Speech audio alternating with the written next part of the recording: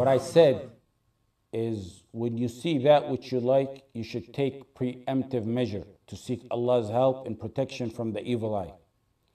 This is preemptive, before it happens. Now, if you want to seek Allah's aid in protecting from evil eye, and note, this is a precautionary, one of the precautionary measures before anything happens. In addition to dhikr and qira'ah, one of the things is, if one presumes they themselves have an evil eye, or others, the Prophet ﷺ gave us some guidance on that. This is to prevent an evil eye. When you see, for example, a beautiful kid, when you see a smart kid, when you see a nice house, when you see a nice car, when there's a significant achievement, you don't want an evil eye to affect no one. So what should be on the tongue of Muslims is what the Prophet ﷺ told us. And it's not mashallah. It's not mashallah. I repeat what I repeated before. It's not mashallah. And it's not la ilaha illallah. And it's not Allahumma salli ala Muhammad. And it's not mashallah la quwwata illa billah. And it's not tabarakallah. It's none of those. Those are praise words. They're beautiful. They're maybe dhikr. They're good. They're nice. They're to be used. But everything gotta be used in its proper time, in its proper place. You can use these as dhikr on your own time.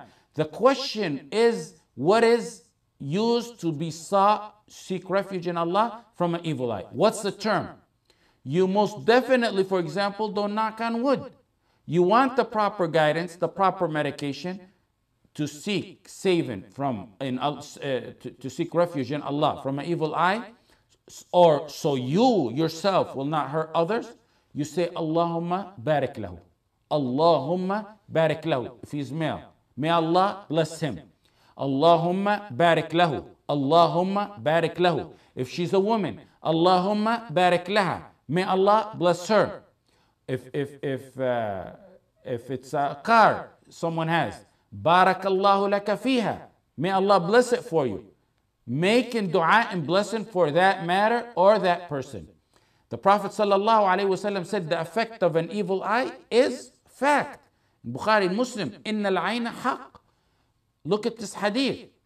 Abu Umama narrated that Sahl ibn Hunayf, on the authority of his father, they went and with the Prophet Muhammad ﷺ on a journey, and they reached to a valley.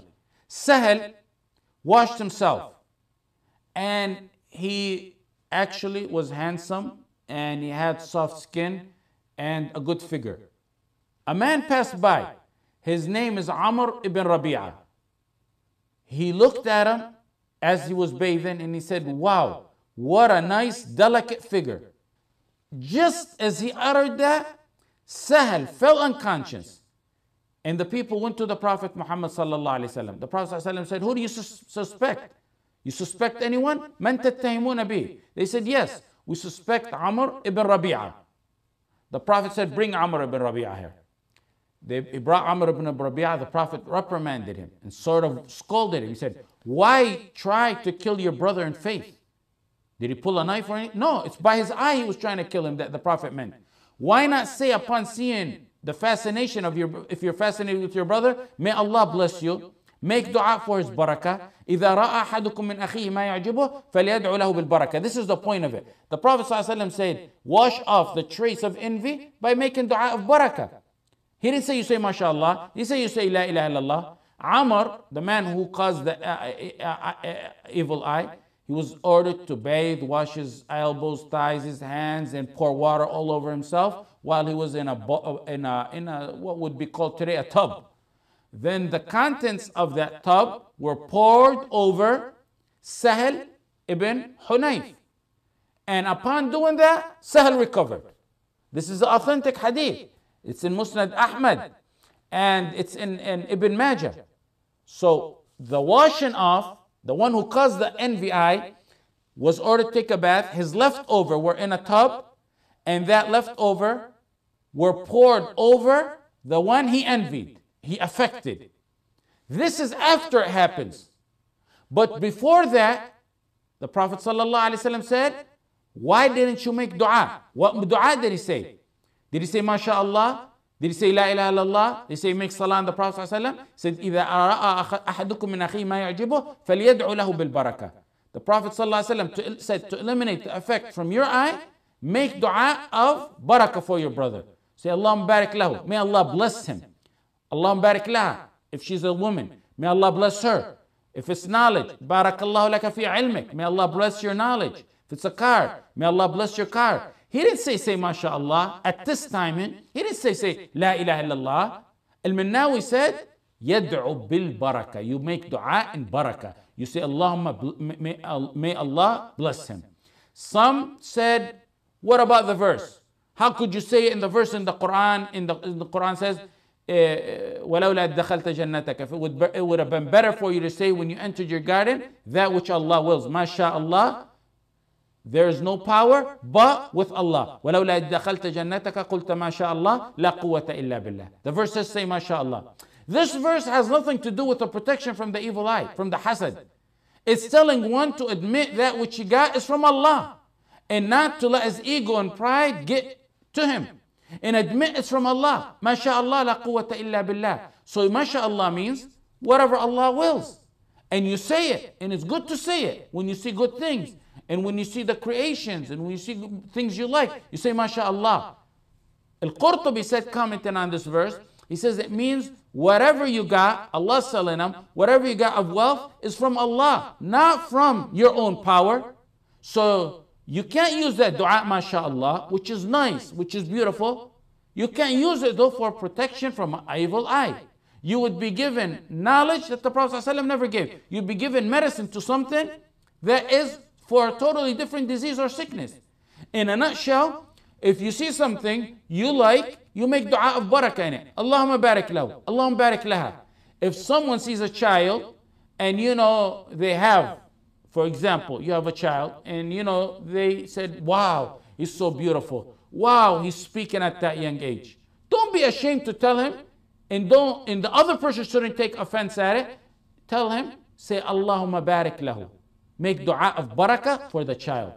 If you are memorizing and gaining knowledge, or you have something good going for you, or a job, or a car, or a relative sees it and it may be an evil eye, then tell them, make dua and barakah. Allahumma, revive a sunnah that's dead.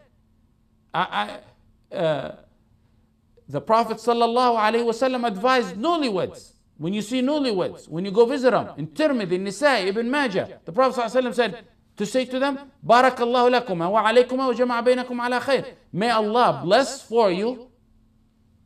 May Allah, Barakallahu lakuma, may Allah bless you both. Wa alaykuma, and bless and be upon you. Wa jama'a, and unite you together in goodness. This is precautionary for even eye. If you assume someone already has an evil eye, and there's proper signs of that, then there's Quran, there's proper dhikr. If you suspect someone in particular, you can ask that person to take a shower. The leftover of a shower, you put it on someone who you assume he affected. Those are the cure after he is. Just like flu. When you don't have flu, you go get a shot for vaccination.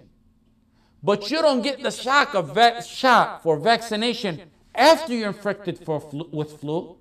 So before one is affected with an evil eye, to eliminate it, one of the ways is, which I mentioned, which you're talking about, your question, is you say, Allahumma barik lahu. Allahumma barik. It's not MashaAllah. It's not MashaAllah, I say it. Even though I know you're saying to me, scholars are saying it's wrong. MashaAllah is not to be said to eliminate evil eye. MashaAllah was never in a hadith to say that it was no authentic hadith to say that it is a prevention from evil eye. MashaAllah, say you see the sky, it's beautiful. You enter your own house, you're not afraid of an evil eye, say MashaAllah. However, if you're afraid of an evil eye and you want to prevent it, فَلْيَدْعُ لَهُ بِالْبَرَكَةِ. Let him ask Allah for barakah in that person or in any matter that he has which you think are good. That's how it is. Also, you can recite Quran as prevention. That is what I mentioned. Now, after it falls, if someone is affected, then you got Quran, then you got dhikr, then you got washing of the person, if you know someone in particular, you can ask him to take a shower. He shouldn't take offense to it. And once he takes a shower, his leftover the water, the person who's affected takes a shower in that. Inshallah, just like the hadith we mentioned of Sahel, that it will be eliminated. The point of it, what I mentioned, is when you see what you like, it's Allahumma barik. It's not Mashallah. It's not La ilaha illallah. It's not Allahumma salli ala Muhammad. It's not Tabarakallah. These are good phrases, beautiful phrases. But for the protection of evil eye, you ask Allah for barakah in that matter or in that person. You got it?